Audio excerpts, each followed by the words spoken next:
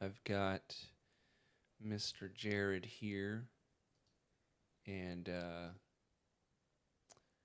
we are going to be talking J Talk with Mr. Jared, and let's start.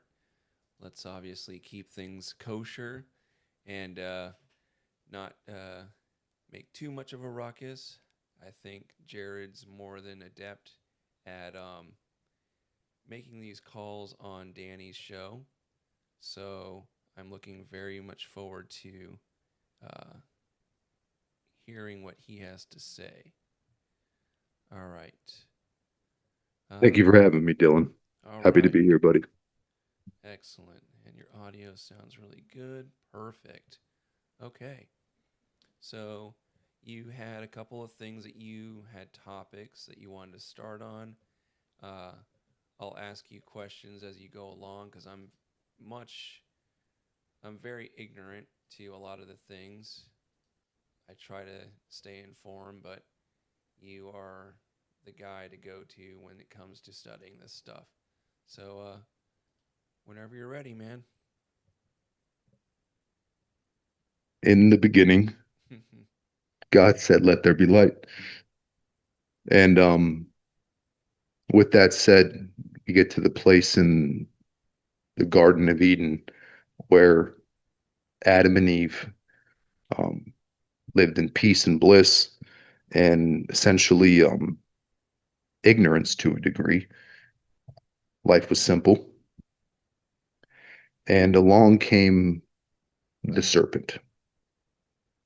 So when this idea of the serpent is discussed in certain schools, um, there's an understanding that what transpired between Eve and the serpent was not simply a conversation about knowledge, wisdom, and partaking of the fruit. Some circles, myself included, Hold consider on. this to be, Hold on a second. please. I'm an idiot. I am so dumb. Let me. We've been unlisted, and this will show up when we do the um, when it plays back. But let me turn this public. I'm dumb. We didn't get too far anyway, so No. that's good. Um, all right, continue. Basically, I introduced Jared, and I had the video stream unlisted. he was talking about the Garden of Eden and the serpent, and really didn't get too far, so I didn't screw up too bad. So, without much more ado, Mr. Jared, go ahead. The idea being at the point where Adam and Eve are in the garden and the the serpent approaches Eve, there's certain schools of thought and understandings that this particular moment wasn't just about partaking of the fruit of the tree of knowledge. What what transpired was Eve slept with the serpent, and she was impregnated by the serpent, and she showed these things to Adam and taught Adam about this act that she engaged with the serpent. And this is where Cain and Abel come into play. And Genesis 3:15.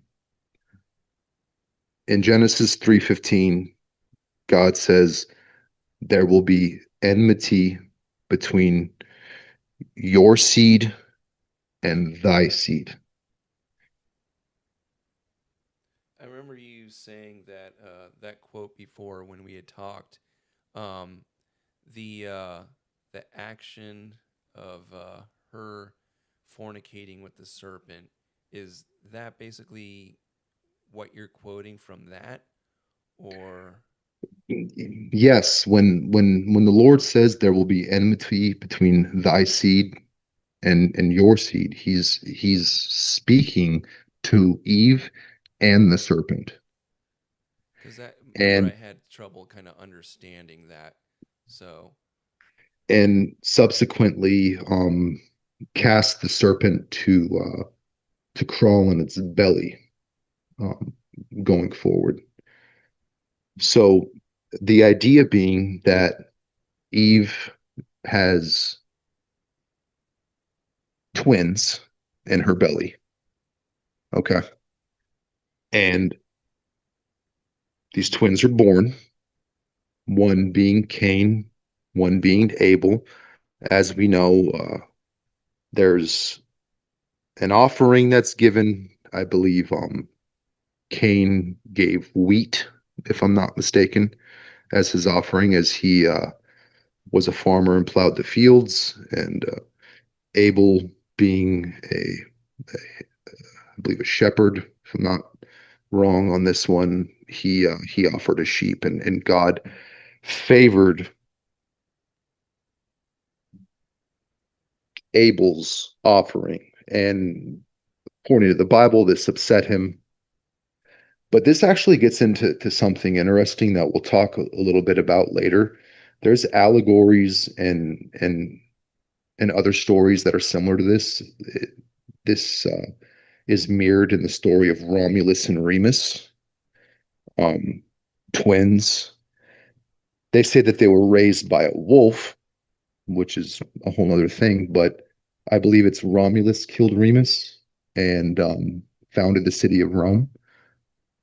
So after Cain kills Abel, he's cursed and banished to the land of Nod, and he receives the mark of Cain, which is a brand because he pleads with God, people are going to kill me.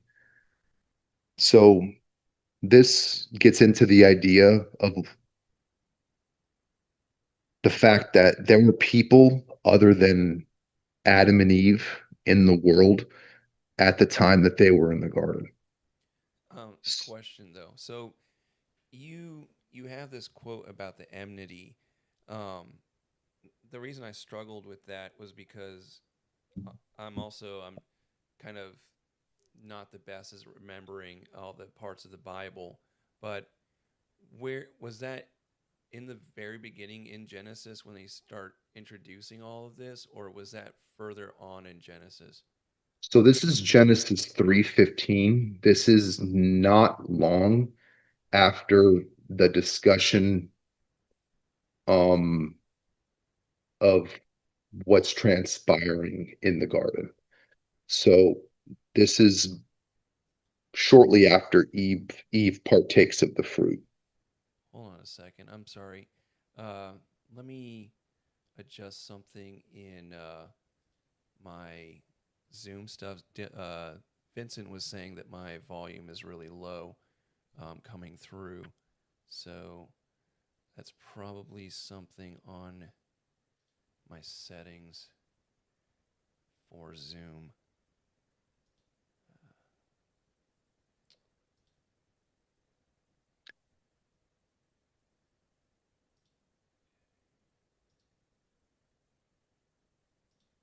Not a problem. One of the interesting things that we'll find is that there's actually more fulfillment of this prophecy later on in the Bible with Jacob and Esau. And funny enough, we may briefly mention Bigfoot in this conversation. Oh, you know how much I love Bigfoot. um, that said, there's an interesting relationship that eventually transpires between Esau and Jacob, which is reflective of Genesis 3:15.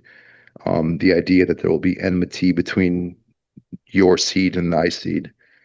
And not only is it reflected in Cain and Abel, and in my opinion, uh, the son of the serpent um, going off and having children with the people of the world and creating some of the early Nephilim and hybrids, aside from what transpired with the fallen angels in Genesis 6:4. So in Genesis, we also have the covenant which was made with Abraham, and Abraham was was promised by God um, essentially what is the land of Canaan, and his descendants would inhabit this land, um, be fruitful and multiply. And that particular area would stretch from Egypt to the Euphrates, and this corresponds with the Greater Israel Project, and we'll get into that a little bit later.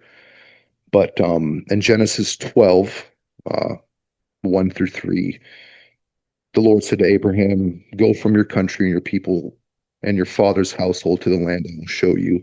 I will make you into a great nation. I will bless you.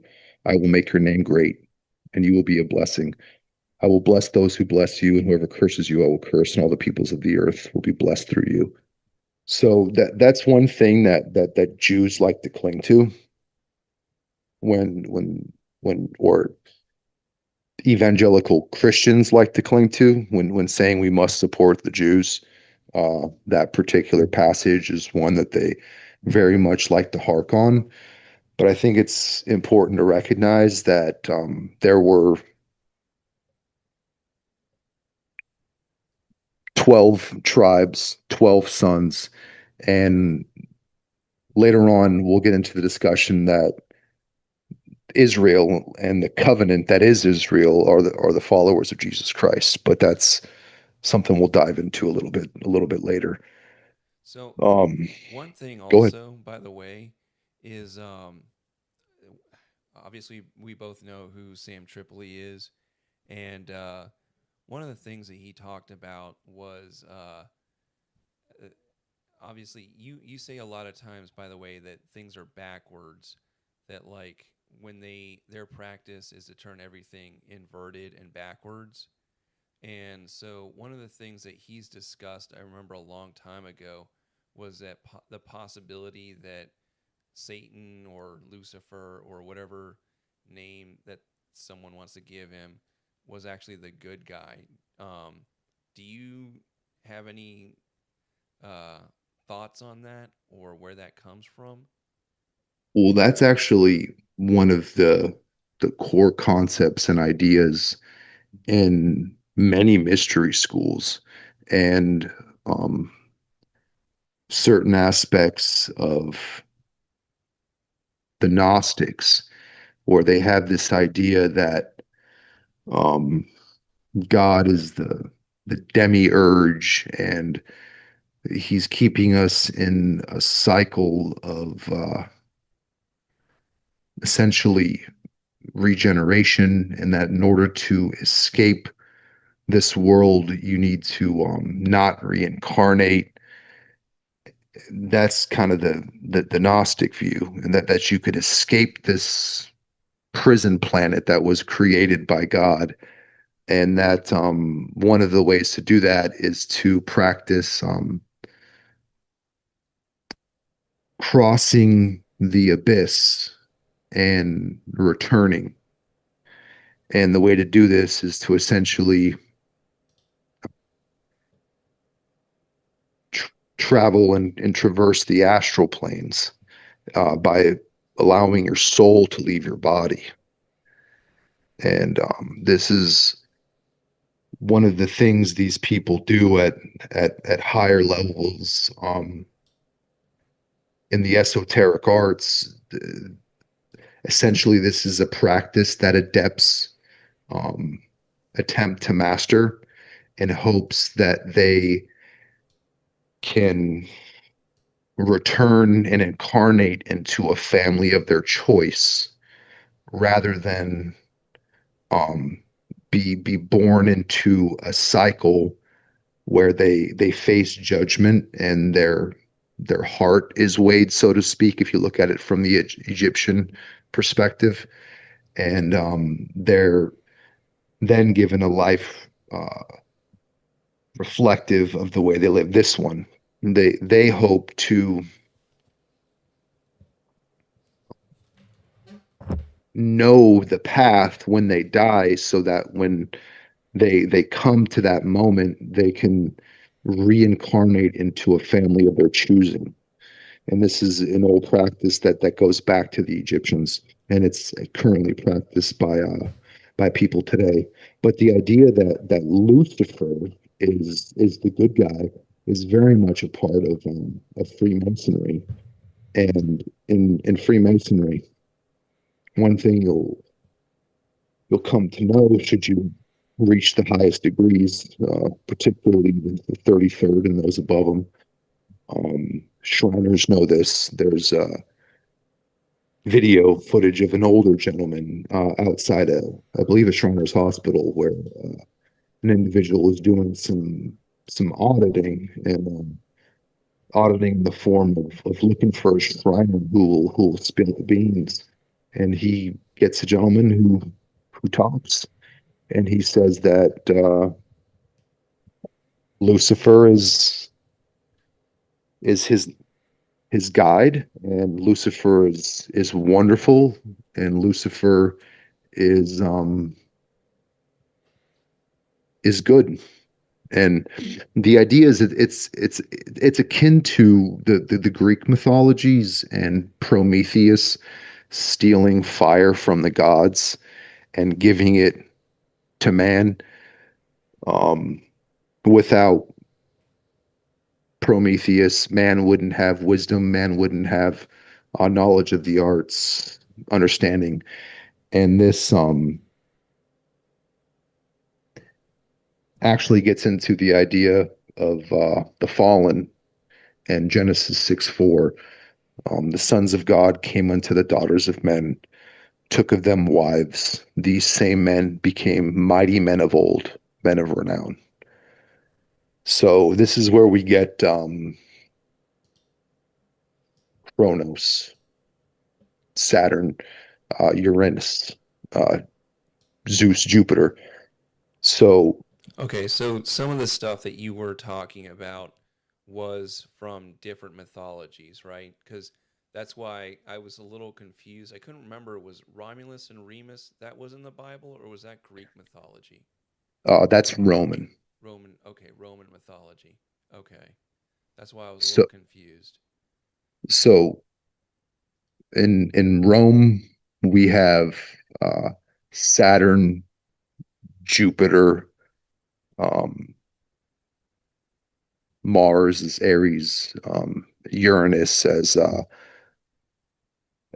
Saturn's father. So Saturn or Kronos was born to to Uranus, and there was a prophecy that he would um, kill his father, and then his son would overthrow him. So when he had his children, his wife hid Zeus.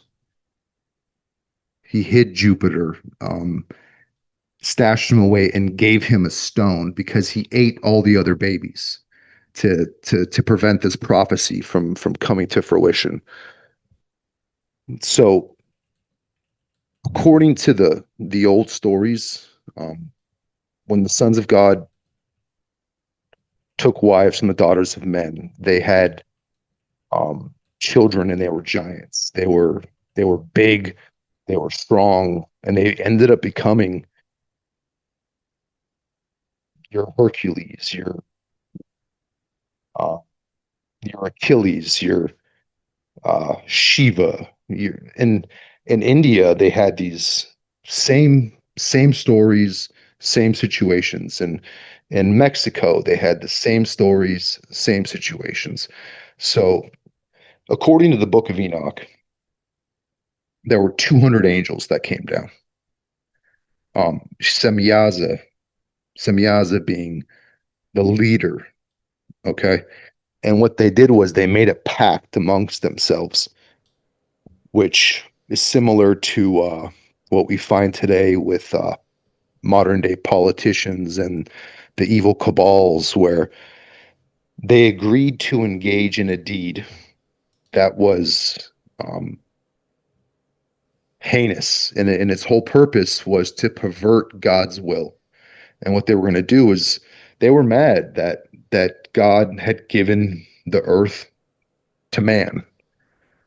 They were first.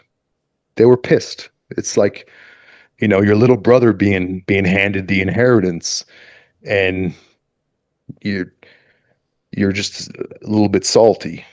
And as a result of which, they wanted to defile his creation. So they went down, they took wives, and they made a pact that they were gonna teach men um, the arts, so to speak.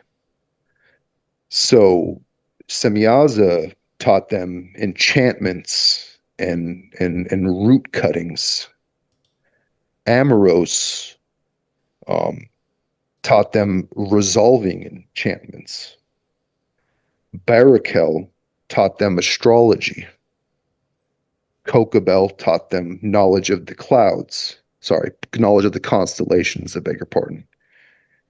And those are figures from which religion? That's from the So Hebrew. this is from the Hebrew Bible. Okay, because So so you went from Shiva to a couple of yeah, different places, so I was trying to keep up. no, no, thank you for the sake of of that and clarification in that aspect. In Mexico, we have Quetzalcoatl, the feathered serpent, which is the Aztec god, if I'm not mistaken, or Mayan, pardon. Then you have Kukulkan, which is also a feathered serpent. In Japan, you have dragons. In China, you have dragons. In Australia, you have the rainbow serpent, and their offspring are called the Wandjina, which are these interesting enough clown-looking creatures that have very distinct features that resemble gods in the Eastern world in I believe it's Indonesia. They and Sri Lanka, they call it the Arakshasa or Rakshasa. And what these creatures are, what these things are offspring of the Nephilim and humans. If you get into Hebrew, the word seraphim means stinging serpent or like fiery serpent, and Lucifer being God's right hand man at the time and the closest who are to God in the heavenly pantheon in the order of angels are the seraphim. So there's this idea that they have somewhat of a reptilian um, nature about them, and this is where we get the passage that the serpent will be forced to crawl on its belly, and that indicates that at this particular moment in time, it was walking upright when it was in the garden with Eve. So these creatures, um, these fallen angels and their offspring spread all over the world, and they told the people, "We're your gods. This is how you worship us." Um, and it usually involved blood and virgins and children uh, most often, and we'll find a little bit of that later on, and or if we go back to the Bible and Moloch worship. But in particular, most frequently seen in the demands of the gods around the world, they demanded blood. It was usually an offering of blood in some fashion. What is that about? Why the blood? Why what's so valuable about that to these certain um, creatures? If you didn't answer that already, I'm sorry. I was No, trying to no, get at my audio. that's actually a really good question, and um, some people believe that these particular entities feed off of a particular type of energy, and that energy can be harnessed and concentrated in the blood in the form of fear, in the form of anxiety, and this is where we get what is it, adrenochrome, Yeah. and the practice that these these celebrities and elites are doing, feeding on this particular substance for the purpose of nourishing these entities which are attached to them. So um, this is something you and I have briefly discussed. I'm not sure if people in any of the listeners are familiar, but there's an individual by the name of Dr. Jerry Marzinsky, and Jerry Marzinsky was a clinical psychiatrist at the largest mental institution in North America, if I'm not mistaken. I forget how many acres he said it was, 160 acres, something of that nature. Um, he spent over 20 something years at this facility. He was an atheist going into it. And at a certain point, he came to understand that there were patterns associated with people who suffered from schizophrenia. One of the patterns being that they never heard positive things from the voices that were speaking to them. There was never like encouragement or enthusiasm, um, uplifting words from these voices. They tended to be self-deprecating and reinforcing um, faults in the individual and highlighting general doubts the individual already held about themselves. They tended to be magnified.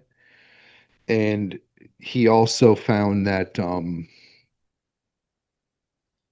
these entities didn't like when the people were on the drugs that they were given, the psych meds, because it quieted their ability to connect with these individuals. And they also didn't like when the individuals shared information with others about the conversations that they were having because they didn't want the world to know exactly what it is that they were doing and the manner in which they were operating. And in time, Dr. Jerry Marzinsky came to the understanding that these individuals were possessed by demons. And this is why these people, these celebrities, these practicers of the dark arts, people like Aleister Crowley, Jack Parsons, um, just to name a few. For those who don't know, Jack Parsons was the director at the Jet Propulsion Laboratory in Pasadena, California. He was good friends with L. Ron Hubbard, and he was a practitioner of magic. And he That also they found pictures of him fucking his mom. oh, that's interesting and not something I was aware of.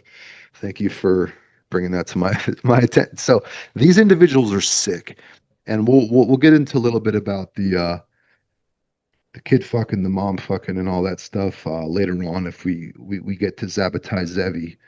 Um, but this is actually similar to what you see in the pantheon of the gods, where they would have relations with their sisters and and their cousins, and the reason for doing this was to maintain their bloodlines, which is why we see the same inbreeding in the royals and the elites today. Why they're all cousins? Why Queen Elizabeth is related to Muhammad and Barack Obama? You know, that's how the fuck is Queen Elizabeth related to Barack Obama and you know the Prophet Muhammad? It's quite the spider web of genealogy on her end. But to get back on a topic, there's Hold a on, before a you. global. Oh, I think I Go ahead. got it to stop doing that. So, one of the things, because you were talking about how blood is so important and kind of a commodity, one of the things, I don't know if I said it to you, I may have just said it on one of my streams, is that um, I was thinking about how money is kind of time or your effort and like a currency of like when you start printing out money that's lying and then lying is playing God, but what it really should represent is like time and effort that you're willing to contractually like trade with somebody. And the way that it goes and gets corrupted, as we're going to go, yeah, thank you guys. Sorry, I don't know why it kept minimizing. Now I'm too loud. Ah, you guys. All right. But There's a movie with Justin Timberlake where he's got some sort of clock on his arm, and it's basically that concept okay, really. where Oh, yeah, when yeah, your yeah. when your time runs out, you die, but you could buy credits, and like the super rich just Yeah, because like it kind of does kind of equate to the the same thing of like this suffering, you know. So it is kind of, if you're really evil, you could be trading people's good hard-earned work, you know, and then also making it up. But I don't want to dwell on that too much. I don't want to sidetrack you, but that was just something no. that came up. Blood is very, very much a currency in these circles, and particularly to these people. That's where we get the idea of vampires.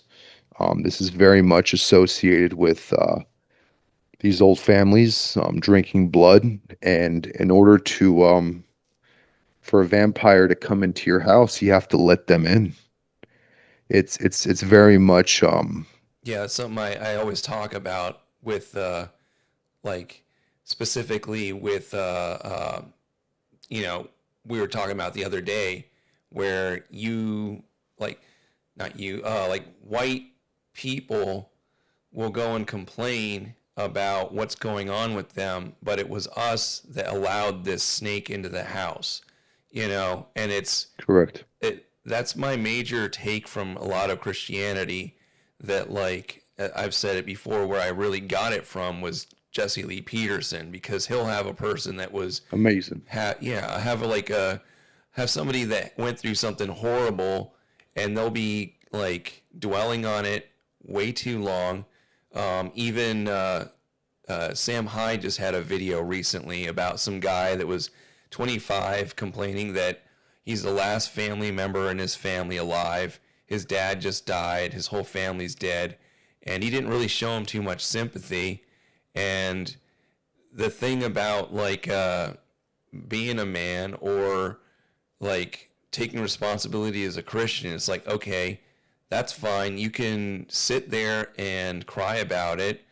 And even if it really isn't your fault, like let's say like the most extreme case of an abusive situation for you, then like, all right, can you forgive this person, or can you move on?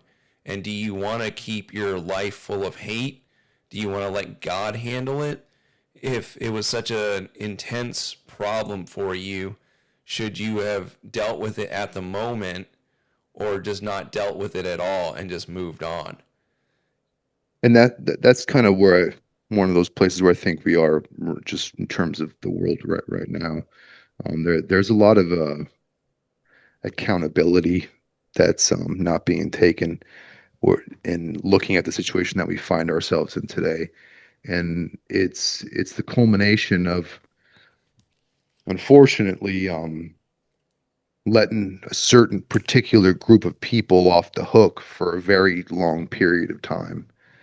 And so not only were these people taught knowledge of the clouds and constellations and astrology and enchantments, enchantments being, magic spells and sigils and works of that nature. They were also taught the signs of the earth, the signs of the sun, the course of the moon, the ability to track time, plan ahead for farming, and they were um, given by Gadriel um, cosmetics. Women were taught to trick men by prettying up themselves in a certain fashion, which was pleasing to the eye, You know, to it's the use. interesting you say that too, because I remember like some little like trivia fact of like women back in the Egyptian times. That's when I remember like the first instances of me hearing about makeup or different like just scents or whatever.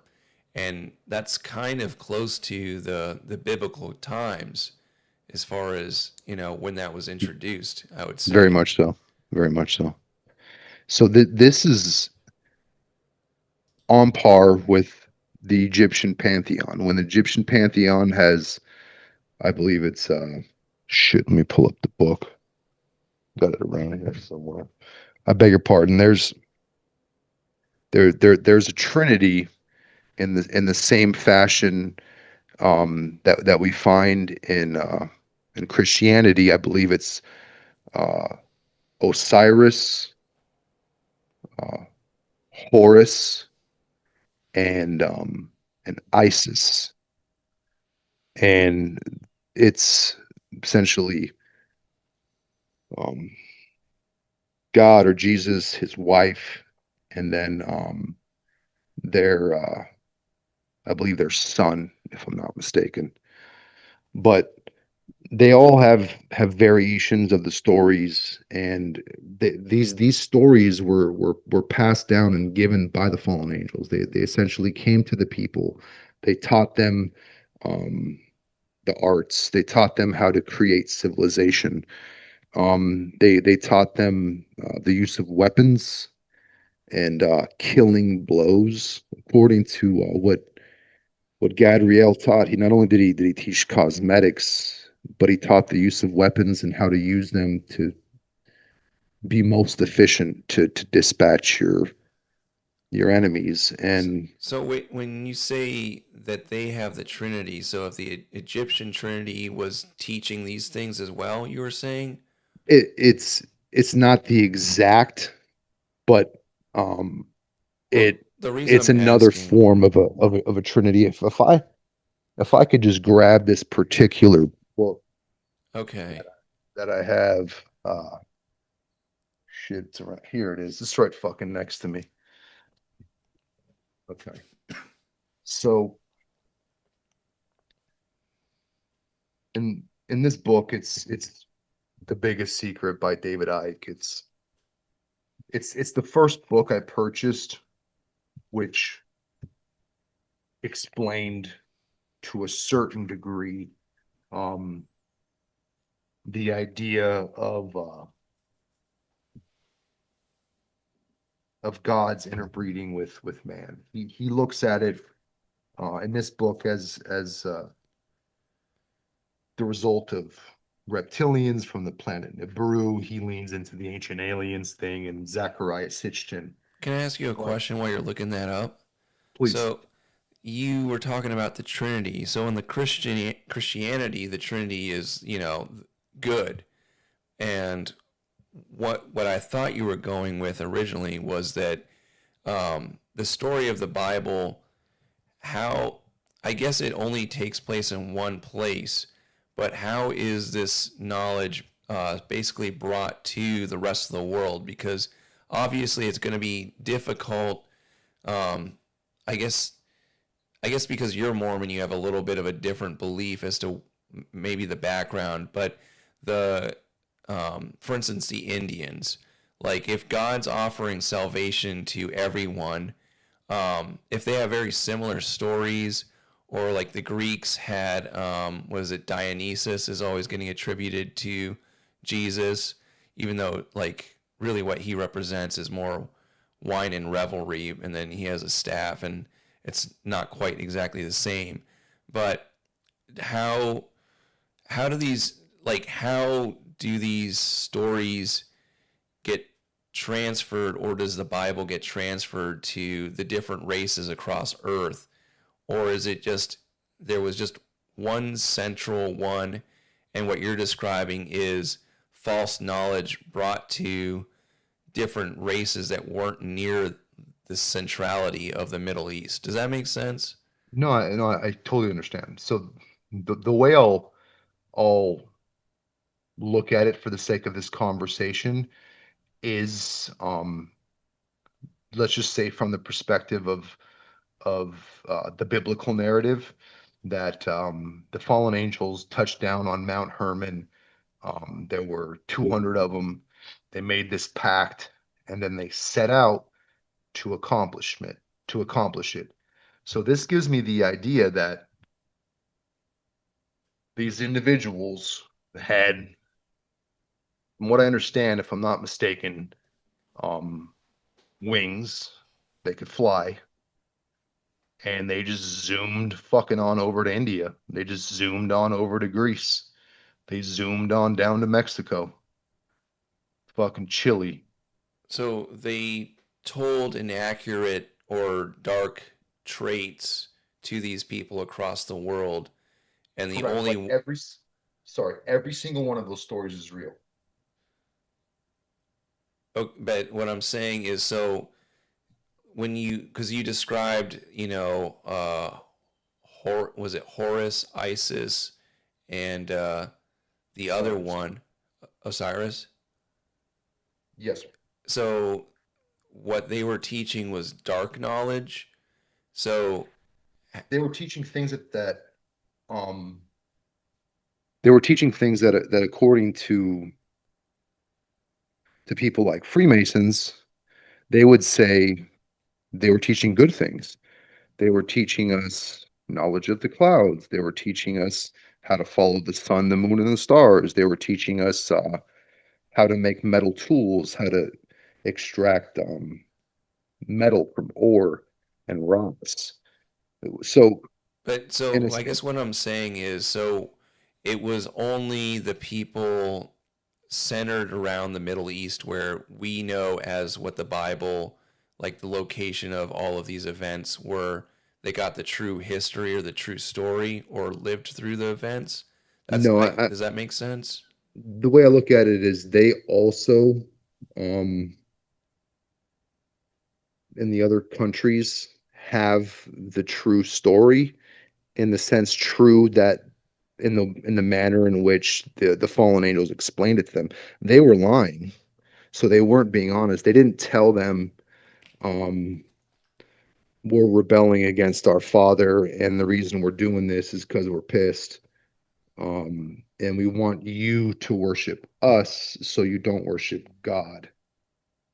So the But the so the it idea, was only basically the centrality though of the Middle East that got the true experience versus these stories were kind of shaped to match the methods of which these angels wanted to teach, but they were based on the realities of what happened in the Middle East.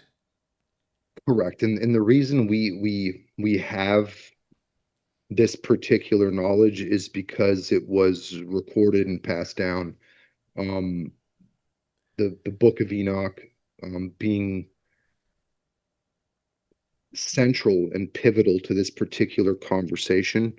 Um, at one particular time, was considered canon prior to the Bible being organized. At the Council of Nicaea, I believe it's 328, they decided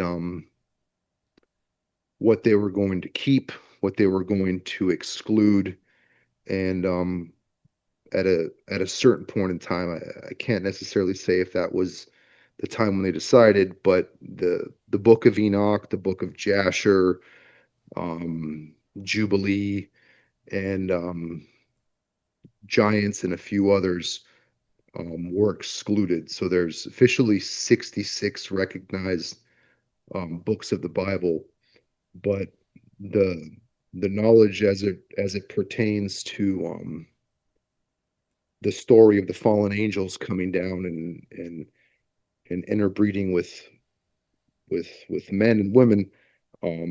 This was in its particular discussion as we're going to be having it today, um, found in the Middle East. But I believe there's very close allegories and um, Because that's so what I was getting to there is specifically with Hinduism and the Indians, and it seems like what the the Mughal Empire, the Muslims were way, way, way past all of this. So it only thing over there was Hinduism, and according to what people say, as far as the timeline, is Hinduism is just as old, if not older, than Christianity, as far as the common understanding. So, and in sure. in the and Bible when in Jesus, I guess was it the three wise men come from the east? No, and they bring in knowledge. the Magi, who were essentially magicians, who were following an old prophecy that was given that Jesus would be born. And this gets into why King Herod sent out an edict that all the firstborn sons must be killed because he was told by his oracle, his soothsayer, that he would be overthrown That's like by Passover. correct. That's exactly what we're speaking of, Passover. Okay. And so looking at it, let's just say from the Hindu perspective, their history is old, um, and the biblical narrative is old. What I'm saying is these things were happening at the same time, at the same place. So although history may say these things happened in India 20,000 years ago or 30,000 years ago, or these things happened in Mexico 2,000 years ago, I believe that these things were all happening at the same time. They can mess with numbers all they want, and academics can fudge the timeline. But based on all the data that supplements one another, they were all worshiping um, the same group of entities, and they were fallen angels who took wives, had children with them. Um, they'd often marry or have children with the child because it had more of their blood. They engaged in things like gene splicing and high levels of science. There's reason to believe that they had electricity and advanced weapons.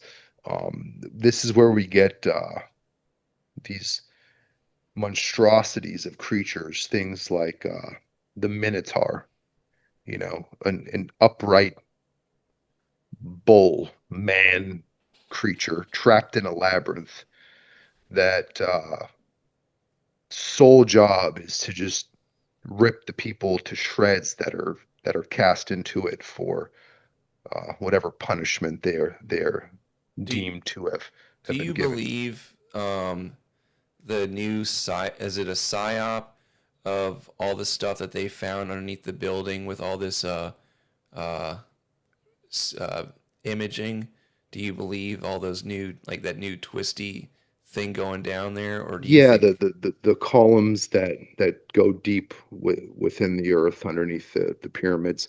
So I believe it was Edgar Casey, who is a um, an older gentleman who's no longer with us, but he was big in I believe like the early 1900s, if I'm not mistaken, late 1800s. But what he was doing was he was partaking in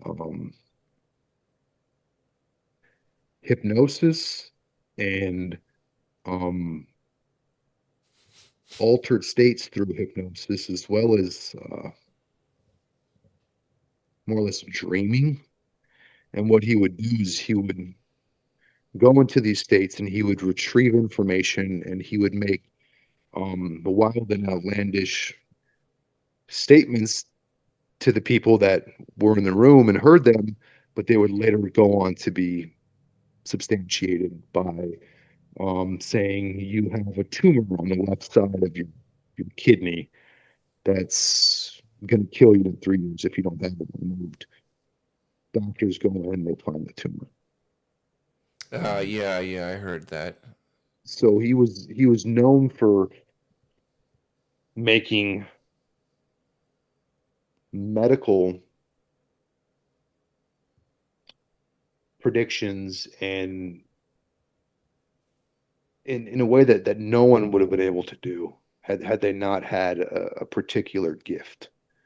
And one of the things he said was that underneath the Sphinx there would be a chamber found.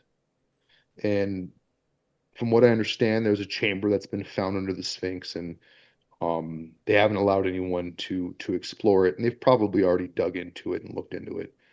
But it's allegedly supposed to be the library of uh, of Atlantis, if I'm not mistaken, something along those lines. So, do I believe that there's something to those structures, and it, are we being told what their use was exactly? No.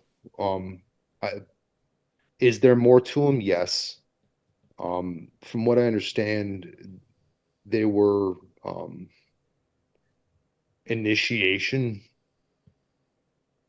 um, temples.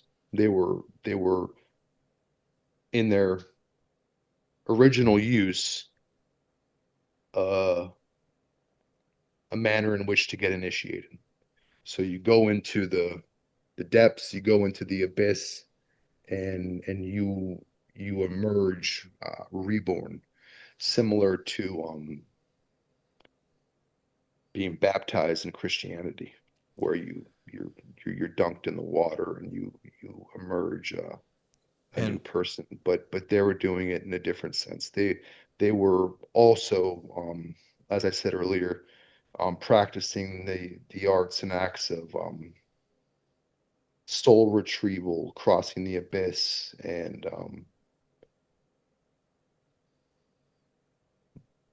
astral projection, leaving their body and um, returning with the purpose of when they die, they've practiced this before. They know the name of the game. So when that time comes, they're ready to rock, so to speak.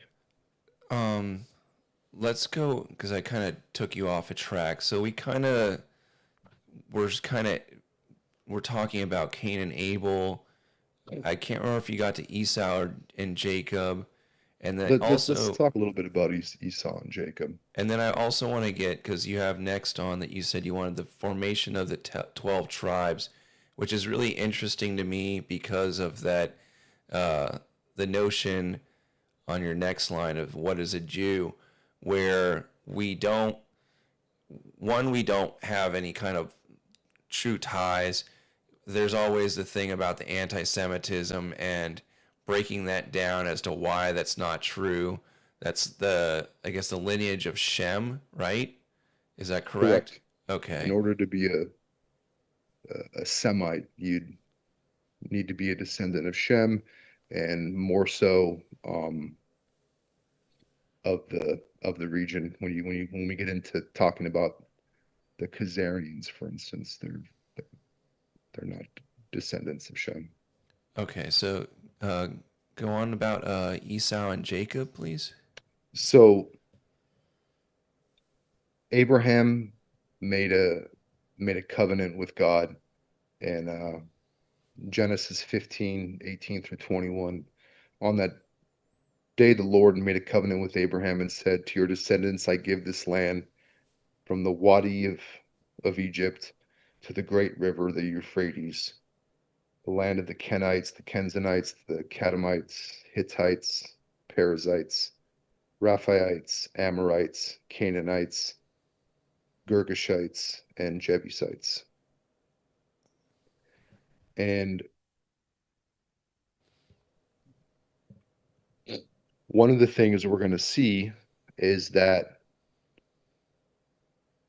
Jacob tricked his older brother. he he deceived his older brother. In the book of Jasher,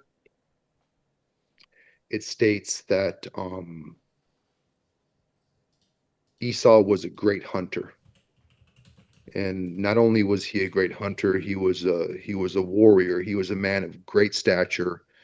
Um, and he also happened to be extremely hairy. Okay, this is where we get into the the Bigfoot conversation. He was extremely hairy, so much so that when Jacob deceived his father and convinced Esau to give up his inheritance for a bowl of lentil soup, because Esau had just came from fighting Nimrod, who was also a Nephilim. It doesn't state this in the Bible, but it does in the book of Jasher, that he came back from fighting Nimrod, cuts off his head.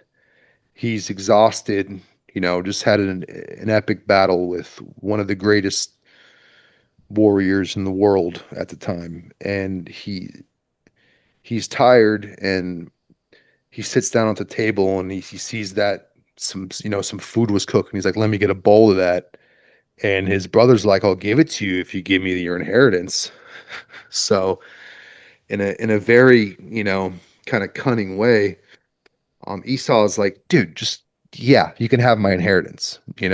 Like, imagine, like, your brother's like, give me your inheritance. He's like, dude, take it. Just give me that bowl. I'm hungry.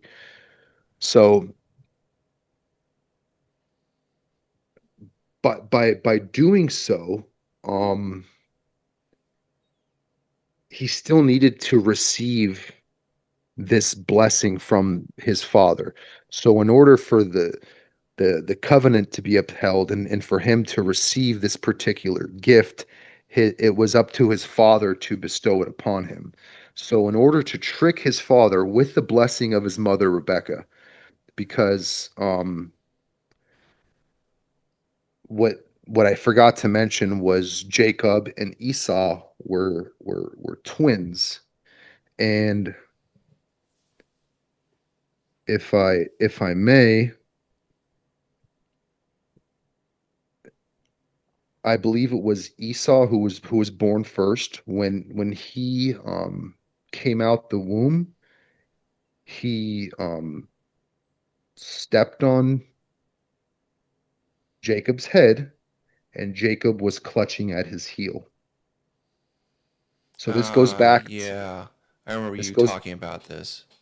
this goes back to Genesis 3:15, and that there will be enmity between your seed and their seed, and they will crush your head, and you will bite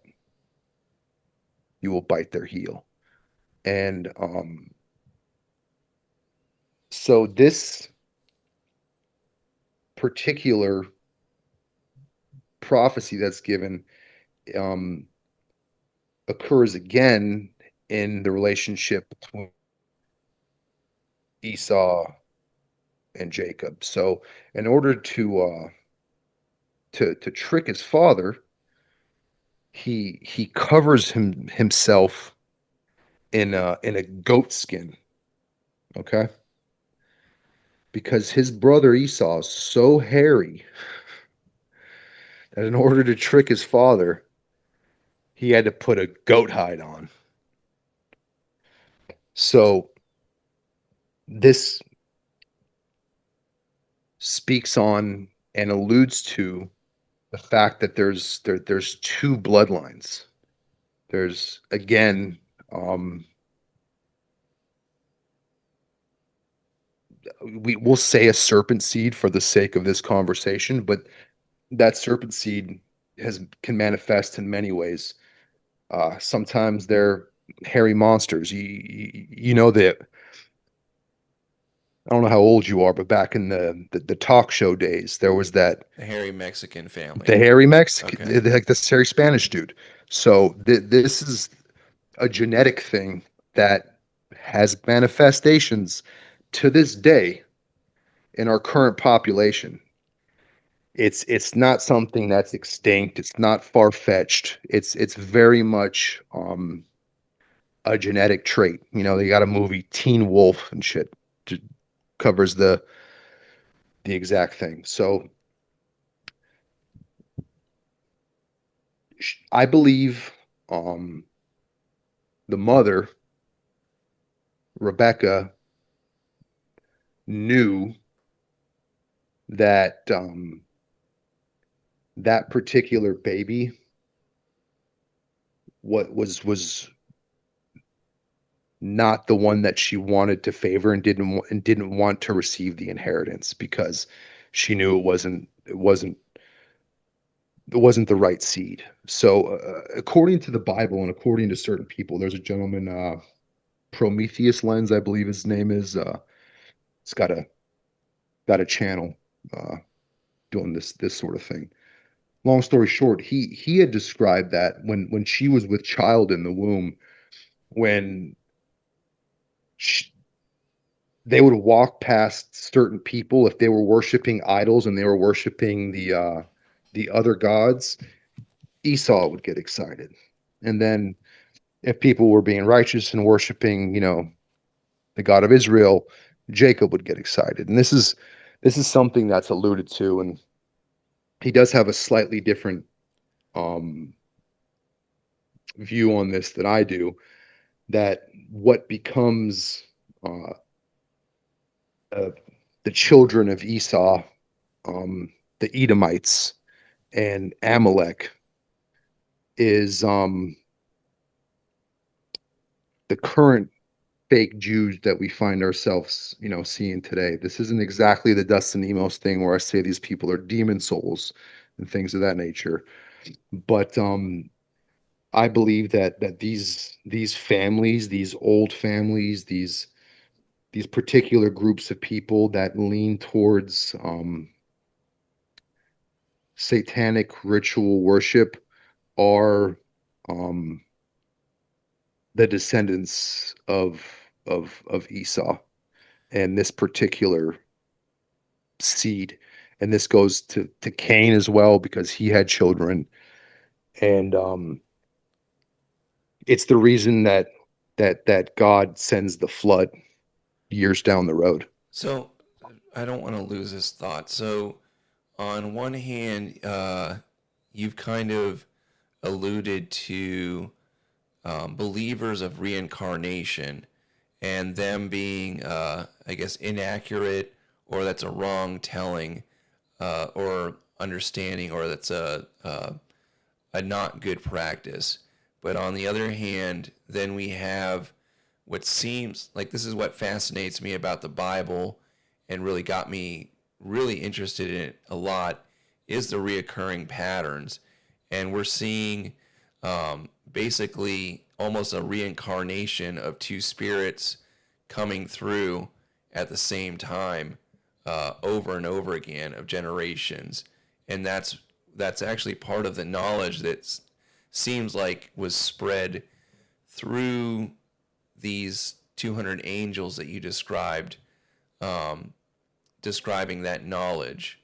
So, And you find these same stories in multiple cultures that are very similarly resembling the story that we're currently discussing. And that is interesting that you bring that up, that um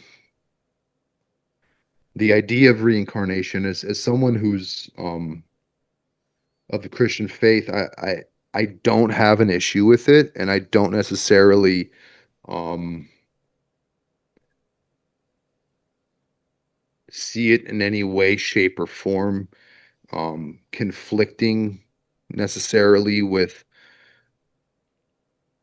what's stated in the Bible. We don't know exactly how things work. and so with that, actually, that reminds me, because I never really thought about it this way, and it's kind of uh, grim. But there's a guy that I just started listening to. He's got a show called The Dance of Life. Do you know his channel? I do not. Okay, so he's very much what I believe a lot of times when I listen to him. For instance, like, you know, a lot of people will go after the Jews, but they never really credit the Catholics or a lot of these other religions for being uh, blasphemous or heretics or whatever. And I can't say for certain that I know these people are wrong, but from what just my trivial glances at the Bible and kind of understanding it pragmatically, that it seems just flat out lies for the most part. I would feel that Catholicism is very easy just to disprove as being an inaccurate faith. There's plenty of people that are Catholics that know the Bible way better than I do, but I guess so. He has a lot of like the similar beliefs, but one thing that I never really thought about, um, even though I tend to believe the same things that he does, is about when you die, that's it. And his, I'm trying to hard like understand his idea of just like your soul is your body, and but then that would also kind of tie in with what you're saying is if the idea of reincarnation is wrong, at least or part of the wrong tellings by those 200 angels, then it would kind of make more sense that the soul. Oh, wait, no, actually, you know what? He does speak about when when Jesus comes that you do get possibly reincarnated. But like I guess you're not sent off to some heavenly body, or No, there's no. you are reborn. You do get a body again, it says.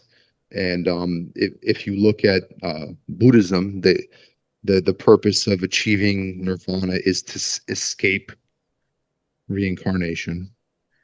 And I believe the idea of these elites and what they're trying to practice is they're actually hoping to continue reincarnating because they don't want to be judged. They don't want to cross that particular junction in the road because once you cross that particular place, I don't know if they can reincarnate into the family of their choosing like they hope, where let's say you're reincarnated after you're judged and your heart is weighed from a Egyptian perspective. Let's just say that's the case. Um, they lose the ability to have control over the mechanisms that dictate where they land. So is that a different mindset than like let's say vampires that will live immortally, but also then we've got the real life people in our generation that are injecting young blood into them and then living and seeing like a reversal of aging by 100%. paying for that. So that's Yeah, I two don't believe that different. there's immortality, so to speak, in a physical sense. Like, there are schools of thought that a particular Buddhist monk transferred his body, or sorry, his soul into that of like an 8-year-old boy, and then went and lived with the family. And then when he turned 13, he just dipped out. I think that's I Ashoka. it's a very interesting story if you're familiar with it in details. I don't recall it in its entirety, but it was something I had heard recently on a podcast I was listening to. But the idea that you can escape death through reincarnation, or you can end the cycle of reincarnation, or you can be reborn in a particular family of your choosing, is very much a part of certain mystery schools and religions of days past. How it relates to Christianity in terms of what happens to us after we're resurrected And what does that look like? I can't exactly say, but it's fair to say we are going to get another stab at this. And as long as we're doing our part, we're going to be given a perfect body and be reborn and hang out with our Heavenly Father, which is an interesting concept. But Yeah, that's hard. That's hard to picture. Like I try not to even like dwell on that because it's just like it's such an impossibility to understand what that means. correct. And will that be here on Earth and in a world that's perfect, like the Garden of Eden? Is that a place on a spiritual plane? Um, some say that's here on Earth. So it's just a matter of your interpretation of um of the scripture. But I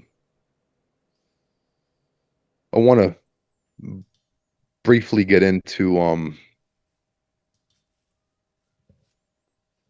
the Jews and uh, their exile from this land. So if I'm not mistaken, I believe it's Joshua. Joshua and a few others are sent out into the desert to scout out the land. And when they get there, they see giants, and bunch of dudes are scared. They're like, we're not doing this. There's no way we could do this. But he's he's steadfast in his belief, and he understands that this land was promised to them. So he they end up gathering up the people. They encircle what is the city of Jericho. There was a fort there. They, I believe, played trumpets, if I'm not mistaken. It's probably in some way, shape, or form a weapon, which caused the walls to crumble. I assume it's some sort of sound weapon that was given to them by the fallen angels and the individuals that they made pacts with when they wandered the desert for 40 years. So after the Israelites were liberated from Egypt under Moses, they wandered for 40 years due to their disobedience to God. Um, they are eventually welcomed into the land of Canaan after taking the land and eradicating the people that were there. But they were told by God that they were to leave nothing alive: man, woman, child, beasts. They were to destroy them all. Um, they didn't do these things. I believe, if I'm not mistaken, Saul and Solomon were also given these particular orders. But the land is divided into 12 tribes, and the the 12 tribes each had their own particular thing that they did well. Um, when the 10 tribes were sent into exile, in captivity in Babylon, um, it was as a result of them engaging in idolatry. And this was the main reason that they were sent into exile and punished. So in Acts 7:43, it says, "Yea, you have taken up the tabernacle of Moloch and the star of your god Remphan, idols you made to worship. Therefore, I will send you into exile beyond Babylon." And for those unaware, Remphan um, is also known as Chiun, Chiyyun,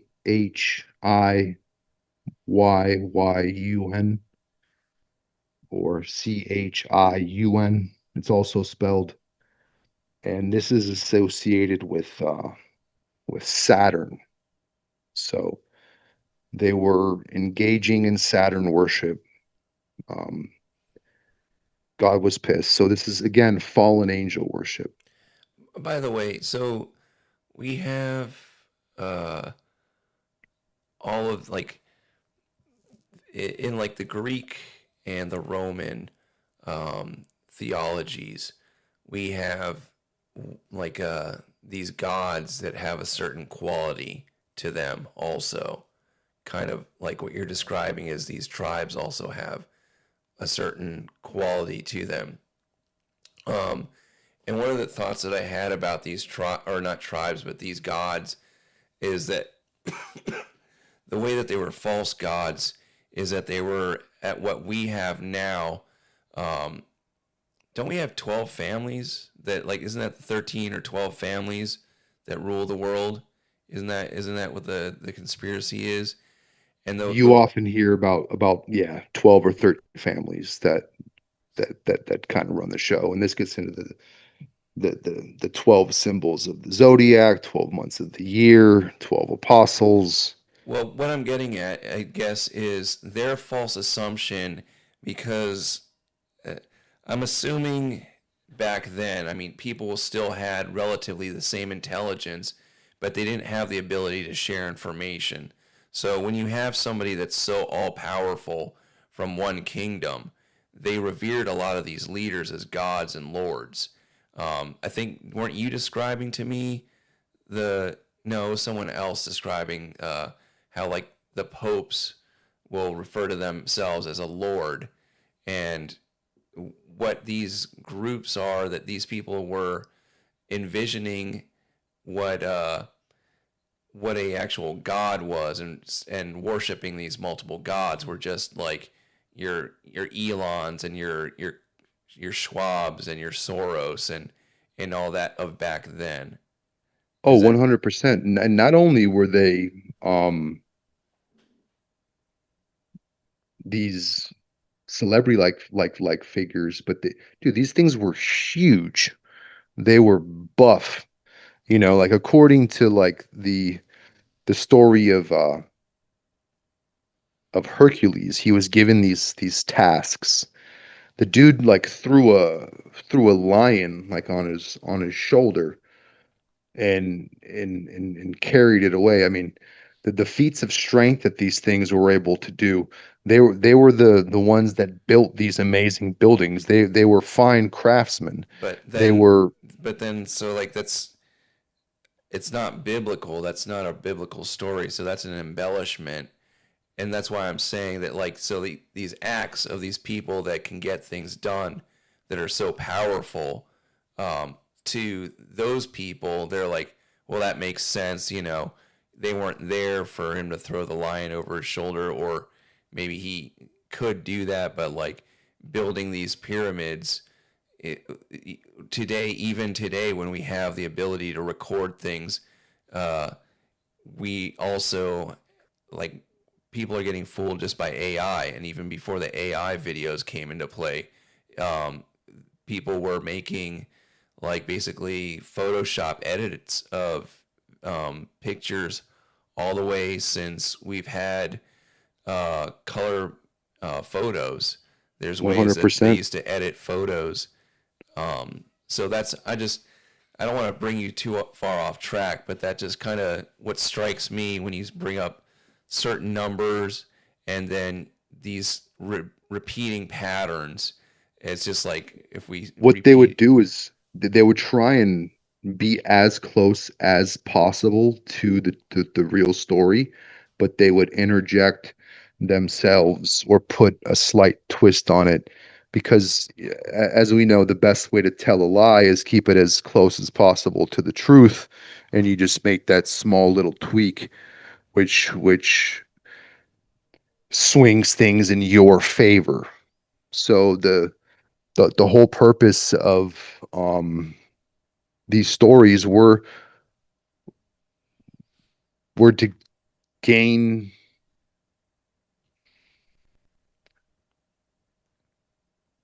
worship. They wanted to be worshipped, to take away worship from God, to look at it just as a biblical framework, from a biblical mind. They wanted to piss God off. So they went about and they told these individuals, "We are your gods. We created you. This is your creation story." And they did teach people some amazing things, in the sense that the idea of pulling metals out of the ground and smelting iron, mixing it with carbon, and making steel is You know, what's interesting is you bring up this worship of false idols or people, and obviously we have right now going on with social media, uh, like you know. By the way, guys, don't forget to like and subscribe. Um, that like everyone gets their fame off of the internet or likes and all that shit, you know.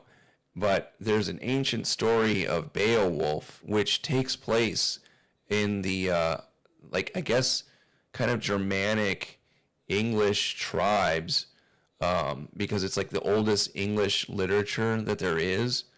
And what the story is kind of is it gets compared a lot to Jesus. There he goes to fight a mighty monster Grendel, and then comes back to the surface after going down there and killing its child, and um, it's it's often reflected like a similarity to the Jesus story with resurrection. But the main thing, the story of it is that your eternity, your legacy, or your immortality is proportionate to your fame. That's like the mm, fame comes from that. And so like one of the most important people in the world, obviously the most famous people is Jesus. But I don't know what you think about the tie to the English being a very strong lead. Maybe I'm kind of leading you into this conversation a little early about how you started to talk about Jews in England, because that kind of seems like maybe that could be where that started if they've got none of the actual real tribes that came up there. so for the sake of leading into that, I wanted to briefly just discuss, we don't necessarily know what transpired after the, I believe it was Persians freed the Israelites from Babylon. And so the northern kingdom was lost to Assyrian conquest in 722. And the tribe of Judah and Benjamin, which formed the southern kingdom, um, remained during this period. And the Babylonian exile was 586, so roughly 140 years. I beg your pardon, 160 years, depending on how it's in reverse. But long story short, we don't know what transpired of the 12 tribes. Okay, I'm sorry to interrupt you. So So someone in we, the we know that there chat, were in Rome. We know that the Jews were in Rome at the time of Jesus and leading up to Jesus's death. We know that they were um, heavily involved in the fall of Rome, as a result of their involvement in central banking. One of the things I will be discussing today is a book by the name of Central Banking and the Enslavement of Mankind by Stephen Mitford Goodson. And then in this particular book, he breaks down the Jews and their influence on the fall of Rome as a result of So let me just bring this up because Slav is saying the crown of England was captured by the Jews when they became indebted to Aaron of Lincoln in 1190. Aaron and Lincoln at one point was owned 25% of the land as a result of a system which allowed, um, if I'm not mistaken, him and his ilk to implement interest rates 33% annually on noble lands and 300% on trade tools. So if you were a tradesman or an apprentice looking to get started, um, it was essentially like buying a 30-year mortgage. You know, you were in the hole and working to pay off the interest rather than um ever really making any headway. I mean, a 300% interest on trade tools is insane. And yeah, by 1186, Aaron of Lincoln was England's richest man, wealthier than King Henry II. And within 2 generations, 1/4 of the English lands were in Jewish hands. But so what I Um, wanted to bring up with that date was because so you've got uh, Jews taking over in that time, and then you've got the fall of Rome, which was let's say 476 A.D. is what's coming up. Um, but then the date of Beowulf occurs between 700 and 1000 A.D., which would be interesting to see if their travel and movement from after that, then kind of bringing up that kind of pagan uh, idea of Jesus traveled along with that into the capture of England. That's kind of where I I, was going with that. well, I very much do believe that the majority of these European peoples that are of a certain phenotype are of the lost tribes. I also believe that some of the Native Americans are of the lost tribes. Are they of just one in particular? It's hard to say. I don't want to say if there's multiples, but there is reason to believe, according to certain bits of information, um, there's someone in your neck of the woods by the name of Dr. Narco Longo, and he's an individual who has done great research on the state of Florida, and he speaks of a group of people called the Timucua. And the Timucua are in the area Oh, I know in him. close proximity to the Seminoles. And what is that word? Semite, Seminole. They're essentially what is old. It's like Creole, Seminole. They're Yeah, and obviously we have like the stories of the owl totems attributed to that, and then you go into the Rockefellers. That's getting a little well, past dude, what and we're then talking, but it is, but I just wanted to briefly say they have reasons to believe these people are of the lost tribes based on their practices. They're doing um particular things that very much resemble old Jewish customs, like wearing that big hat made of animal furs, like that big round one. They have that same thing. They have a curly little head thing, uh, curly sideburn type look that they would do. They also engaged in sacrificing their firstborn, so they were upholding old Abrahamic covenants before.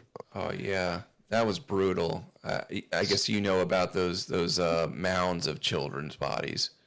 And not only that, there's like stones that are associated with where they would perform these rites. Like one is at like some bar, and I forget what neck of the woods it is in Florida, but it's I think got it's a St. Augustine. it's got a wooden structure. Yeah, I think it is St. August. It's got a wooden structure around it, and it's an old stone that they used to bash baby heads on. And uh, the Rockefellers um, had an affinity for these people, and they purchased some land in that area. But this is getting into digression. But for the sake of this conversation, let's just jump to England. And so at this particular time, when speaking of England, Well, we before you have. do that, can you break down? Do you know the? So we were talking about the 12 tribes. Can you describe to people this notion of Semites and the anti-Semites, and I guess that's branching off the children of Jacob. Is that correct? I'm so So that bad with there's this. there's Shem, there's Ham, and there's Japheth. And if I'm not mistaken, um, the people who would consider themselves the Ashkenazi, uh, Noah's three a, sons. Okay. a lot of the modern day Jews are descendants of Japheth, if I'm not mistaken, and not Shem. So Shem would be the line that gave us the Palestinians. So that's or the Philistines, that matter. And this is where we get the word Semite from. So in order to actually even claim being a Jew, the word Jew is more of a modern creation. They were Judeans, which meant that they were of the tribe of Judah. And that just means one particular group of Israelites of the 12 tribes. Mind you, there was tribe of Manasseh, the tribe of Benjamin, tribe of Levi, which were the priestly caste, which is where we get the modern day Cohens. So allegedly, all Cohens are supposedly um, related to these Levites, but I don't necessarily believe that. I'm of the belief that these people are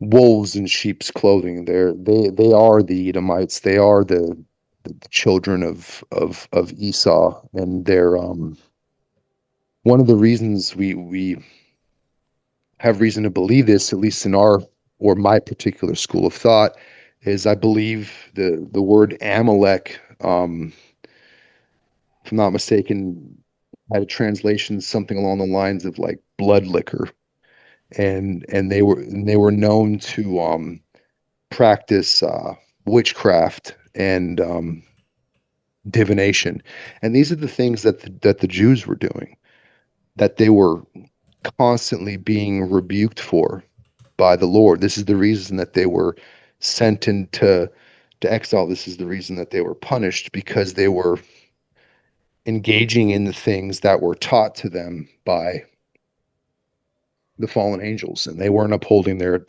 end of the covenant, which is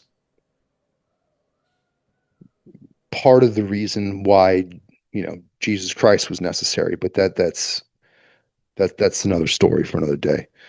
But so Jews, modern Jews, in the sense they're not. Judean. They are in no way, shape, or form in relation to these people, even if Sephardic. Perhaps there could be a small percentage of people who are Mizrahi Jews, um, Arabic Jews who would be considered um, Semites and could even be um, of the tribe of Judah.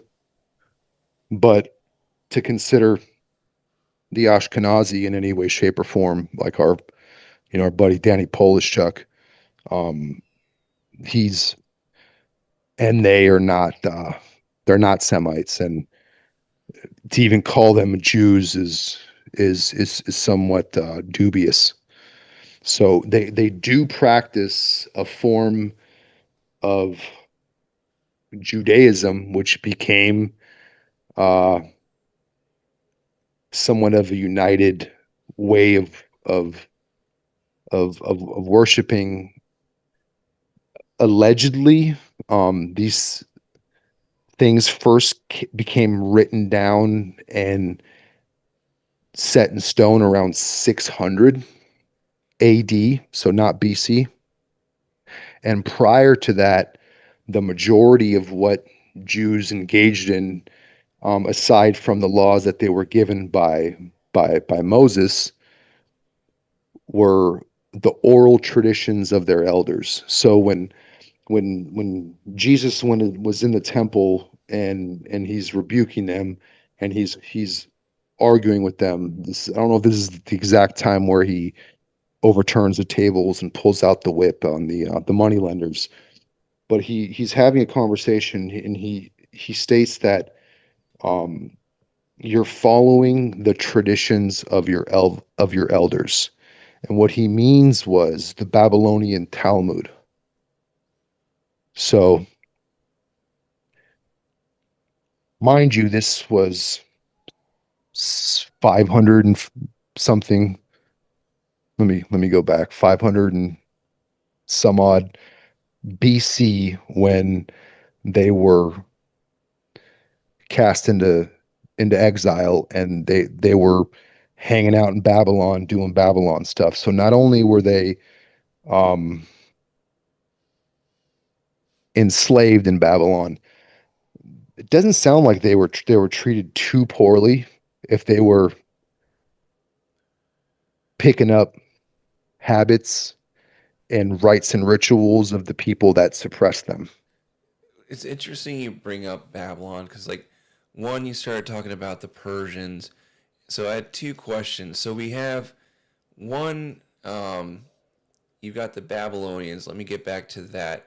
But as far as Hitler, so Hitler was obviously not too particularly fond of Jews, from my understanding, and his fascination with the Aryans was. Is there any like um, I don't really know exactly what Hitler's true beliefs were as far as religion. Some people say he was atheist. Some people say he was a Rothschild. Some people say he was particular to Christians or Catholics because he worked with them. But the Aryans, is there any idea that comes to mind as far as those being one of the 12 tribes of Israel and Yes, then them being Jewish? and that is very much something that is an idea floated around in these conversations. When you start saying that the real Jews are the Aryans, people are like, "Whoa," Well, that's you what know. the guy from Ruby Ridge, the group that he was involved with, was And basically. dude, I like when you're speaking of Beowulf roaming the woods, speaking of allegories that closely resemble Jesus, that sounds to me like one of the 10 lost tribes, the 12 lost tribes. 100%. When we look at the Scythians, the Goths, the Celts, the Huns. So, according to Armenians, their leader who helped create the kingdom of Armenia was Hike. Hike was a great warrior. He was a bowman, and he defeated Nimrod. It sounds like exactly like Esau. It's literally Esau's story, but they look at it from the perspective of their particular land. But they had gods before that. They were doing Mithra worship at a certain point, prior to Noah's Ark landing on Mount Ararat, and then the Armenians believe that their people, prior to the rape by the Turks, were blonde-haired and blue-eyed. I've met Armenians that looked like crazy, dude, like a Norwegian. I'm from Glendale, California, which has a large Armenian population, and full on looking like a Swede, and he was Armenian. So according to um, their people were originally blonde haired and blue eyed. So I do believe that if you look into the lost tribes, it's fair to say to a certain degree, most of the Aryan people are going to be of this stock, if not all of them. Okay, and um, the other thing about the Babylonians, you're saying, uh, do you remember what time period that was? Babylon was five. Give me a second. I mean, I guess I could have looked that up, but Five 586 BC. okay. And so with the Babylonians, one of the things that was also tradition, like we were talking about with reincarnation, um, uh, a guide at the gates of death, traversing, and also having guards. I think it was the Babylonians and the Assyrians both had those very similar to the Sphinx, where it's like a winged lion creature that Mm. kind of guarded it, and I believe that was kind of like you traversed the afterlife with that, or as a guardian. They put it at the entrance of a lot of their cities, but I believe in Greek mythology, it's like a three-headed dog named like Cerberus. So it's very similar. It's always there's this creature who guards and I don't oh, know, that's stops right. you from coming back. If you try and traverse the the abyss and then come back, maybe it stops you from I don't know exactly how the ritual works, but it's supposed to be the process in which we are reborn or go on to the next life, or reach judgment. It varies in different cultures, but it has many similarities and parallels if you look at it from a bird's eye view.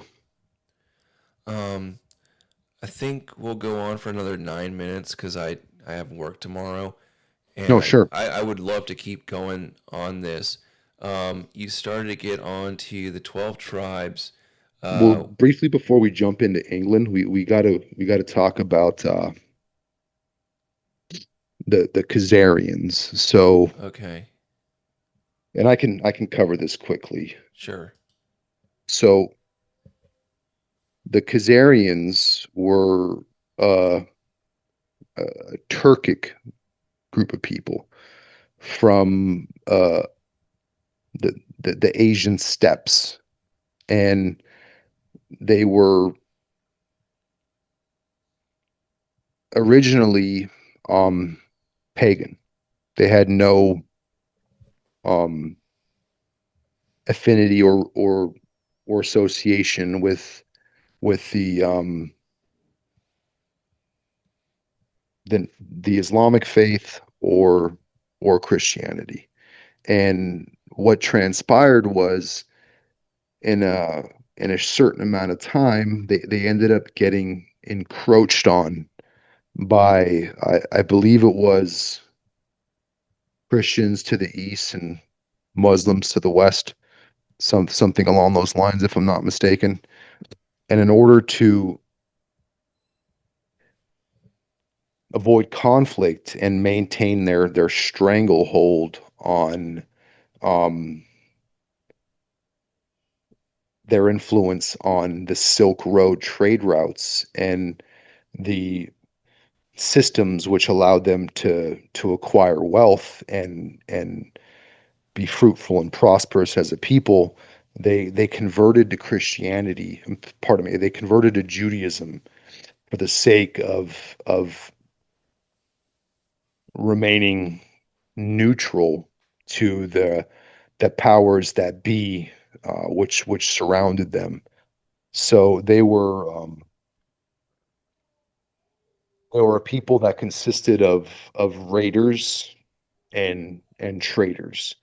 So they would often rob people blind if they found them on the route, if they could do business with them and set up long-term relationships. They did occasionally do so.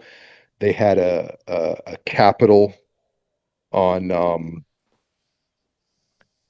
I believe it's the River Don, if I'm not mistaken. But what transpired was in the 10th century in the 900s and the 960s, the Rus, uh,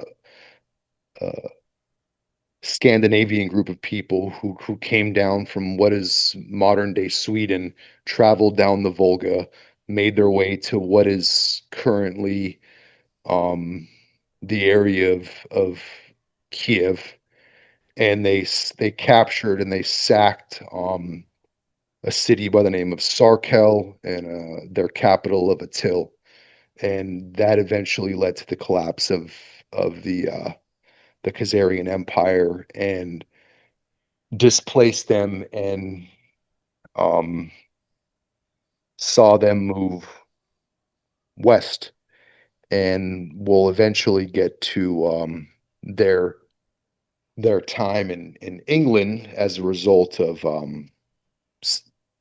a safe haven that they were given.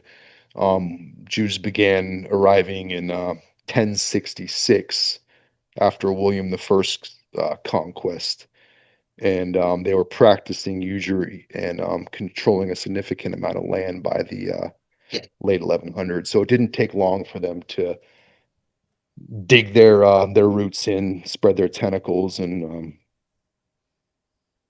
implement what it is they do. So I don't want to dive any deeper into England, but Because just for the in sake of in the go notes ahead. you have in the notes you have when you start talking about the Khazarians, you're talking about modern day Ukraine, and that's what you were just mentioning, correct? 100%. So you know what? We can cover this because we got a little, just a short amount of time. We can wrap up on this. This is where we find ourselves today, where um, Jews are attempting to retake this piece of land, um, and they're not only retaking this piece of land to create um, Greater Khazaria 2.0. Not only are they creating Greater Israel, they're creating Greater Khazaria, but they're also attempting to get back at the Rus, which booted them from the area, whooped their ass, and expelled them.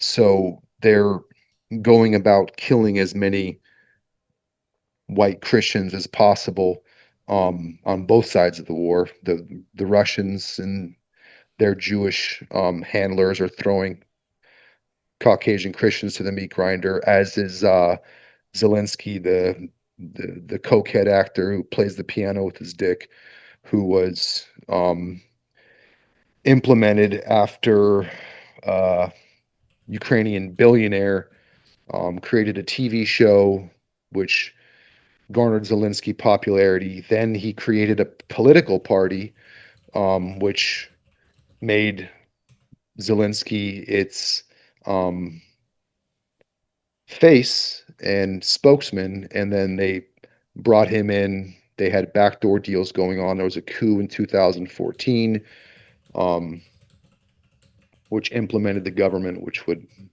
allow this to be possible. Then we find ourselves where we are today. Um, we got Greater Israel and Greater Khazaria, um, vanity projects of fake Jews from the synagogue of Satan. Um, that kind of sums it up. We'll be digging further on on another date. Should you want to do this again? We're just kind of scratching the surface, and the purpose of today was to gloss over these things and have a brief conversation on the history of the Jew, and then we can dive in further into more detail into these specific events in history, like the period of the Khazarian Empire or the period of the Jews in England and their um, expulsion and reintroduction and so on. So, So I have a question um, about what you were saying with that you were saying that Jews were forcing people to convert, or the Jews were being forced to convert.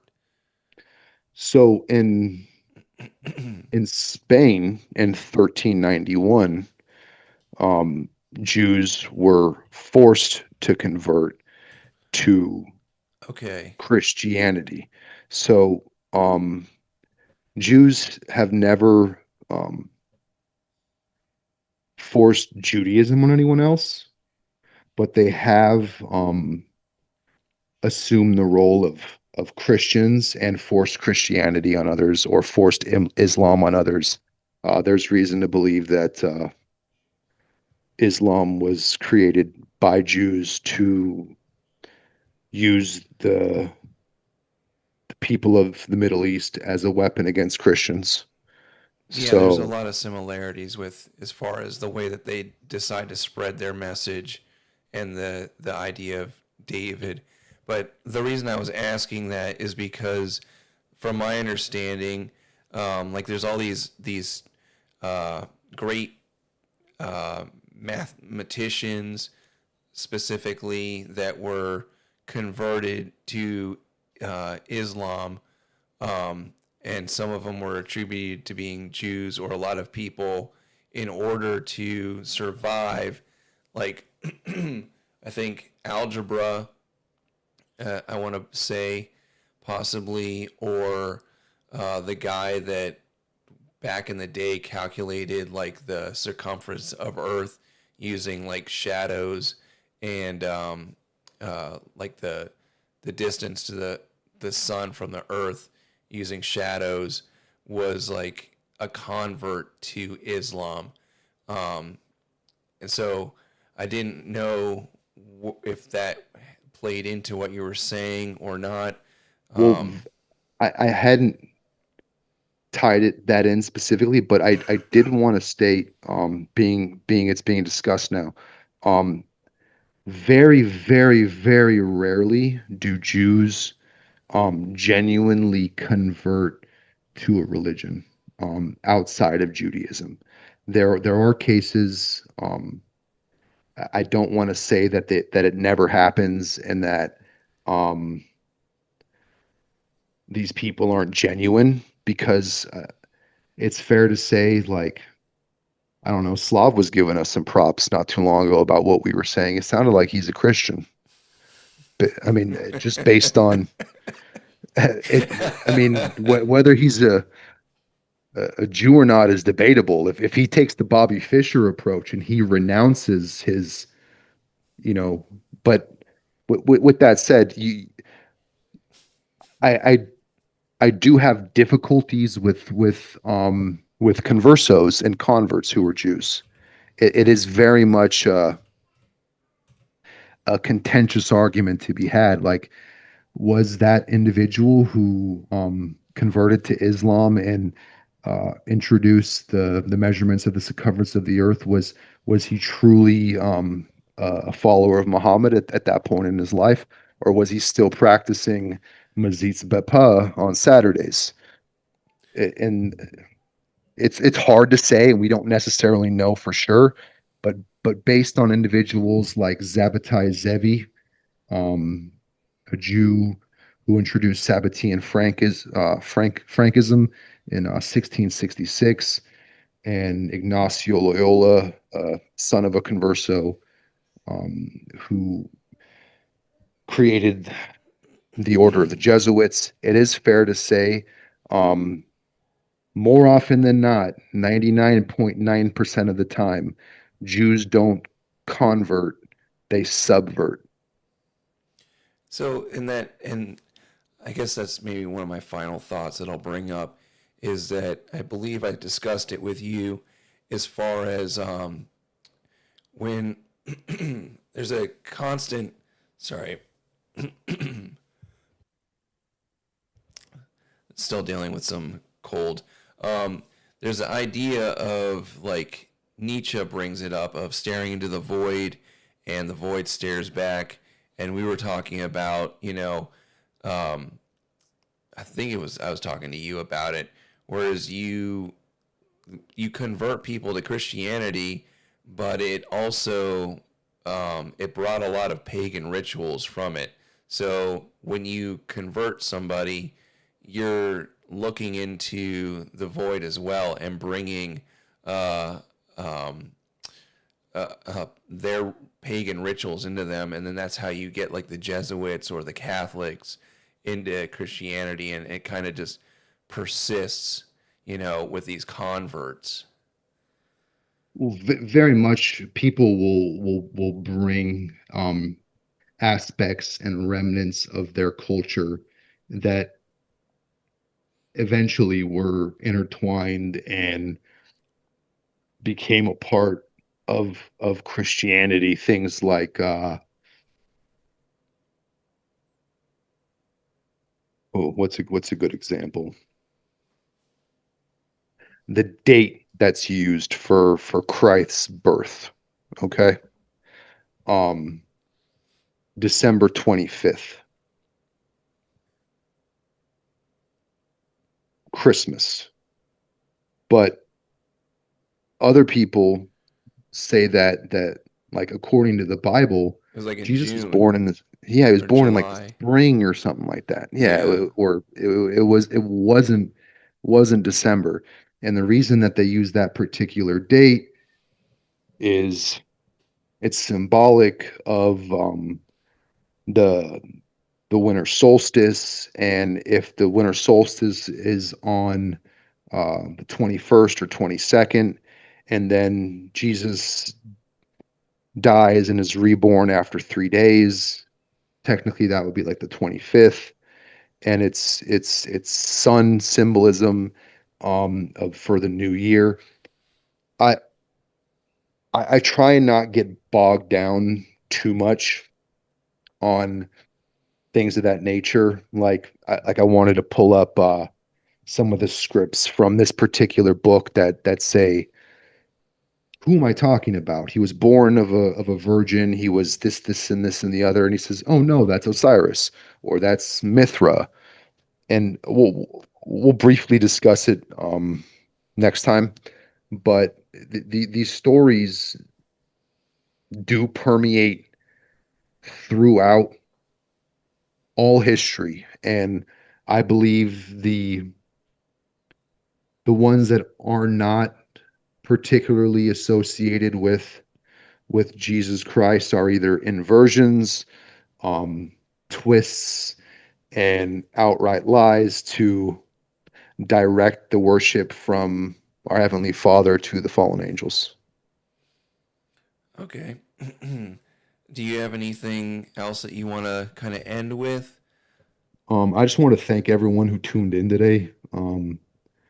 There was a little bit of apprehension on my end. This is my first time doing this in this capacity. I tried my best to keep it polished, keep it tight, and I beg your pardon if there were any hiccups and mishaps along the way. But thank you everyone who took the time out of their evening to be here. Yeah, it was more so my fucking end is my audio wasn't good apparently at the very beginning. Yours was coming through clear. Um, but it's very interesting because even me trying to like I'm not um I'm not like I don't have like an eternal hate for people.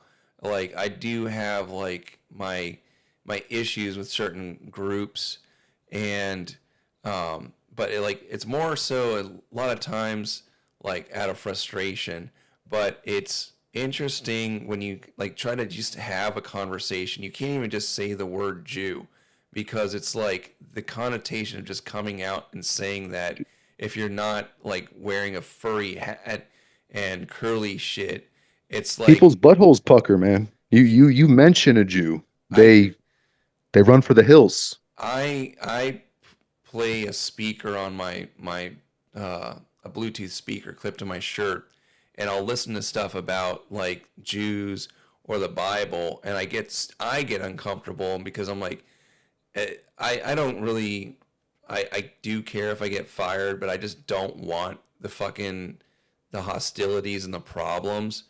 But like to it it's not even a lot of people when we have this conversation, especially when I get to know you better and start to understand your feelings, like you enjoy talking to Danny, you enjoy talking to Slav, who's also part of the tribe, and um, like I do. I do. um, and so it's not like it's like when I would hang out with in the punk scene, like I used to hang out with people that were fucking part of Antifa, and I also hung out with parts of people that were neo Nazis, and they also all hung out together at the same shows together, and it's all like bullshit. And it's interesting when you actually talk to somebody who you would like everyone that's an outsider, like especially like a boomer like my dad would be like, well, that's a rampant anti-Semite. I don't even have to talk to him. I don't need to learn. Like That's a it, crazy person. when we were talking about like Hitler and his ideas of the Jews, it's like maybe he was not so much hateful towards actually the Jews. He was hateful if he was looking for the lost tribe or the Aryans. It was more of like a not blasphemy, an impersonation, which is lying. And again, lying is creating a false reality, which is playing God. So, like, if you take it to that level, you can see where that frustration would go, and why you would have such an animosity towards people who call themselves Jews. When, like, if you look at Jews, as we've been saying on my last couple of streams and our conversations, it's that you can't pin it down. You know what a Chinese person looks like. You know what a Japanese person looks like. You know what an Yeah. Indian person looks like. But if you look at Israel and look at this ethno state of Jews, it's like you've got the most feral mongrel looking people all the way to people that look like you or me. Like they can't decide who the fuck they are. They're fucking Genetics are ambiguous. They don't have genetic testing in Israel. So you're spot on. and there's not it's not even a religion because you have most of the popular Jews that everybody likes are secular. They Yeah, don't have atheist. or atheists. They don't Yep. have, you know, like they don't have an actual religion or set of values or views. So it's like, what are these people like aside from just a liar? And that's what I think it gets into. I I just think they're grifters, you know? They're a group of people that said, you know what, we're going to attach ourselves to this chosen people thing, and we're going to trick everyone, and everyone's going to dance the way we want them to dance. If they don't, we're going to call them anti-Semitic, um, and we're going to get all our friends to gang up against them and try and fuck them monetarily to make their life difficult. It's it's very much something a liar and a grifter would do. Yeah, because like it's like you hate us because we're Jewish, but like we don't hate you because we hate you because you're not Jewish. Actually, it's because That's more accurate. it's really like people hate you because you're not actually Jewish and you're lying, and like you even just within your actual like orthodoxy or We hate your that you're drinking baby's blood. We hate that you're snipping off the dicks of little kids and sipping from the penis. So like this, we hate usury. We hate your lies. It's I don't hate like a Jew just because he's a Jew and wears a yarmulke and has curly sideburns. yeah, You because know? otherwise, I mean, like, I don't care. Like, I don't hate black people because they wear the fucking giant goose down jacket in fucking 106-degree weather and with a ski mask. It's more of your behavior and like just, but like, Facts. it's always like obfuscating like what the actual true reality is when you go and say that like I guess that's the big takeaway from this tonight is that like none of us hate you because you're Jews. It's more accurate to say we hate you because you're not Jews, I think. And if we want to give him any credit for being Jews, I will give them this. They are of their father the devil. I'll give them that. Whether whether they're the old Jews of the and connected to the Jews who were told that same thing by Jesus Christ, they're definitely satanic. 100%. And we can agree on that. And Harold Wallace Rosenthal, as we know, stated, not many Jews like to admit this, but our God is Satan and we are his chosen people. And I think we could probably end it on that. That's pretty fire. All right. Well, I'll probably keep you on the line, but I'm going to end the Yeah, yeah. stream. I appreciate you guys watching. Like if you want to, that'll help get more people to spread this knowledge. I think it's a good conversation. I'm not after making this into some. It would be cool if it turned into a bigger show. I actually don't want to turn into a giant show, but it would be cool if we could like get this information out there because my interest and as far as your interest I'm assuming too is that like we're trying to battle like we're trying to do the good fight and there's not really much you can do except for tell people like there's it's so hard to make action like it's just all you can do is spread the knowledge and that'll kind of get people together. So I appreciate you guys watching. Have a good night. I'll re-upload this stream from my audio, hopefully, so it can fix what we got. Get a pager sponsorship. Sure, I'll do that. Um, the the audio, if it was bad at the beginning from my end, we um, Jared's audio was good, so I'll re-upload this. And all right, good night, you guys. Thank you, Shalom. everyone. Shalom. All right, and then let me end it here.